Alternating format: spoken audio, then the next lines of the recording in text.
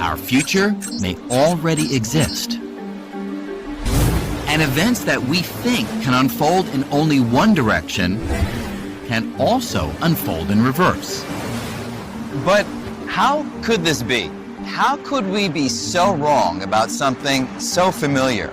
And if time isn't what we all think it is, then what is it? Did it have a beginning? Will it have an end? Where did it come? Itu sekedar contoh. Semakin cerdas seseorang, ia akan semakin mempertanyakan segala sesuatu.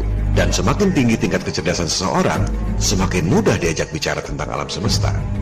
Siapa saintis yang diakui oleh semua kalangan sains sebagai yang paling jenius di zaman modern ini?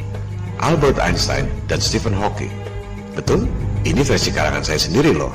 Kita tidak masukkan Tesla karena mungkin tidak diakui di kalangan sains konvensional. Coba kita lihat apa pendapat Einstein dan Hawking soal bumi pusat alam semesta yang dikemukakan oleh Ptolemy dan matahari pusat alam semesta yang dikemukakan oleh Copernicus. Dalam bukunya The Evolution of Physics tahun 1938, Einstein menulis, perdebatan yang sangat tajam di masa awal sains antara pandangan Ptolemy atau bumi pusat alam semesta dan Copernicus, matahari pusat alam semesta, lama-lama jadi tidak berarti lagi. Masing-masing sistem koordinat dapat digunakan dengan justifikasi yang sama.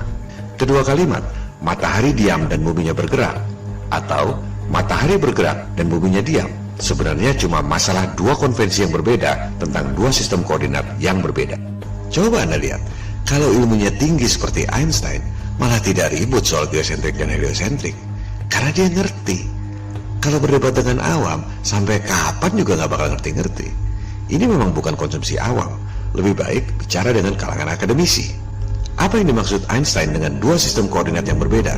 Contohnya begini, Anda mengukur kecepatan mobil yang lewat, 60 km per jam misalnya. Anda kan tidak menghitung buminya berotasi dengan kecepatan 1670 km per jam menurut versi sains. Betul? Anda juga tidak menghitung buminya mengelilingi matahari dengan kecepatan 108.000 km per jam menurut versi sains. Terlebih lagi, Anda tidak menghitung mataharinya bergerak dengan kecepatan 828.000 km per jam menurut versi sains. Jadi, kecepatan mobil tadi berapa? Tetap saja dianggap 60 km per jam. Asumsinya, buminya diam tak bergerak. Coba Anda ukur dengan teori bumi mengelilingi matahari. Nggak bakal ada itu kecepatan 60 km per jam. We must ask, how fast am I moving relative to some other thing? Inilah esensi teori relativitas Einstein, tergantung frame of reference. Hal seperti ini tak bakal dimengerti oleh awam. Jadi buat apa berdebat awam versus awam? Bukan itu sasarannya. Itu hanya memperlemah kita semua. Jika dari 10 pemirsa ada 8 orang yang tidak setuju dan mengajak berdebat, saya sama sekali tidak tertarik dan tidak berminat untuk meyakinkan mereka. Nggak setuju ya nggak setuju aja.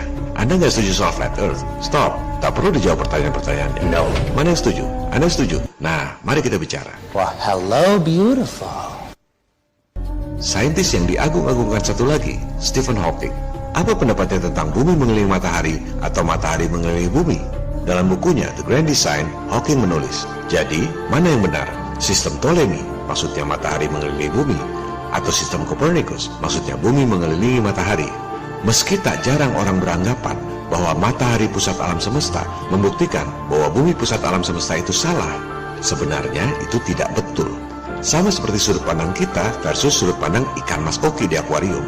Orang bisa menggunakan salah satu model alam semesta itu karena observasi langit dapat dijelaskan dengan asumsi buminya diam atau mataharinya yang diam. Di luar debat filosofis tentang sistem alam semesta, kegunaan sistem Copernicus sebenarnya cuma penghitungan pergerakannya lebih mudah jika menggunakan asumsi mataharinya yang diam. Coba Anda lihat, orang semakin tinggi ilmunya, semakin moderat dan bijak mensikapi perbedaan. Bahkan, Hawking jujur mengatakan, jika mataharinya diam, rumus matematikanya lebih gampang. Makanya orang lebih suka sistem bumi mengelilingi matahari. Dari sisi intelektualitas, yang hebat justru Ptolemy. Dia menghitung pergerakan planet-planet mengelilingi bumi, yang menurut Hawking tadi, matematikanya lebih sulit, tapi lebih akurat. Hasilnya, pergerakan alam semesta mengelilingi bumi menghasilkan pola geometri suci, sacred geometry. Ini dibuat 1500 tahun sebelum Copernicus. Jadi, mana yang lebih canggih? Oleh sebab itu, sasarannya bukan debat awam versus awam. Jangan berantem bangsa sendiri. Lebih baik gulirkan kepada 3 komunitas tadi. Jika dari 10 orang akademisi ada 8 orang yang tidak setuju, ya sudah, jangan dipaksa. Fokus saja pada yang hati dan pikirannya tergerak. Trying to free your mind, Neo, but I can only show you the door. You're the one that has to walk through it. Kemudian, kenapa komunitas agama dan komunitas politik? Karena semua ini berkaitan dengan kebohongan segelintir elit penyembah berhala dan penyembah iblis yang bertujuan untuk menghancurkan agama-agama dan negara-negara di dunia. The Antichrist, Al-Masih, Ad-Dajjal. Yang dibahas adalah kebohongan sistem yang ada dulu, mempertanyakan sistem yang zalim. Materinya sama ketiga hal tadi, soal gerhana, gravitasi, dan Antartika. Sasarannya bukan meyakinkan 100% penduduk dunia, melainkan mempertanyakan pada rejim penguasa global, termasuk penguasa sains global. Jangan mau debat awam versus awam. Yang kita mau adalah debat dengan penguasa sains global. Jangan takut atau minder dengan penguasa sains. Tak perlu takut dengan profesor doktor barat dari universitas manapun. Mari kita ambil contoh saintis yang paling terkenal saat ini, Profesor Neil deGrasse Tyson, PhD dari Columbia University. Dia adalah corong NASA, saintis selebritis, bahkan tampil dalam film Superman vs. Batman. Mari kita lihat apa yang dia katakan tentang bentuk bumi. Gets wider in the middle, and so Earth, throughout its life, even when it formed, it was spinning, and it got a little wider at the equator than it does at the poles. So it's not actually a sphere; it's oblate, and officially it's an oblate spheroid. That's what we call it. But not only that, it's slightly wider below the equator than above the equator. A little chubbier. A little chubbier. Yeah. Chubby's a good way. It's like pear-shaped. Jadi, yang mana bentuk bumi yang sebenarnya, Prof? Katanya bukan bola, tapi oblate, gendut di tengah. Ditambah lagi, di bawahnya lebih gendut, seperti buah pir. Sementara, semua gambar NASA yang katanya foto, saya ulangi, foto, buminya berbentuk bola yang sempurna sekali. Jadi yang mana yang benar? Either salah satu, Profesor Neil Tyson atau NASA berbohong, atau dua-duanya pembohong. Di mana ada koordinat penerbangan membentuk oblate atau bola gendut di tengah, atau koordinat penerbangan membentuk buah pir. Sejak kapan satelit yang katanya ada 13.000 di angkasa itu melayang-layang mengitari bumi gendut atau buah pir? Pear-shaped, pear-shaped, pear-shaped. Kalau ada alien naik piring terbang, seperti kepercayaan pada bumi bola, itu alien pingsan kali lihat bumi berbentuk buah pir. Jadi, poinnya adalah jangan takut dengan penguasa sains global. Jangan minder. Darah kita sama-sama merah. Dan kita tidak bicara keseluruhan sains, tapi fokus pada 3 hal tadi. Jarak bulan matahari alias gerhana, gravitasi, dan Antartika.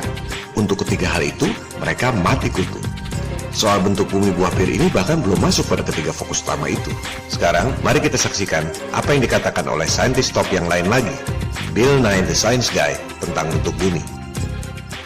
If you want to get into it, the Earth isn't quite a sphere. It's a little, its spin is a little stretched it, made it slightly oblate. If you'd like, look at pictures from space, where you see the Earth as a sphere. Those pictures are not fake. Ada 2 hal yang harus kita perhatikan. Pertama, Bill Nye mengatakan bahwa bumi berbentuk oblate. Kedua, katanya kita disuruh lihat foto bumi yang dibuat oleh NASA dan bahwa foto-foto itu tidak palsu. Padahal semua foto NASA bentuknya bumi bulat sempurna. Tak ada yang oblate seperti yang dia bilang. Dan kedua, seperti telah kita bahas tadi di awal video ini, foto-foto NASA itu fake atau palsu. Dalam 15 detik, Bill Nye sudah bicara 2 kali kebohongan. Ia berani mengatakan foto-foto bumi itu asli karena ia yakin 95% orang tak bisa bedakan foto asli dengan CGI. Dan saya menayangkan ini untuk menunjukkan bahwa kita, rakyat, tak perlu takut dengan saintis elit. People should not be afraid of their governments. Governments should be afraid of their people.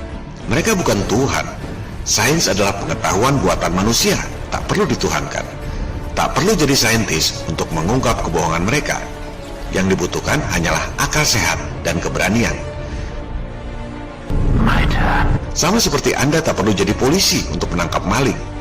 Kalau maling yang ditangkap komplain, emangnya Anda polisi? Apakah Anda mau lepas itu maling? Sama seperti orang mengatakan, emangnya Anda saintis, berani-berani bilang bumi bola itu palsu? Atau sekalian mereka kata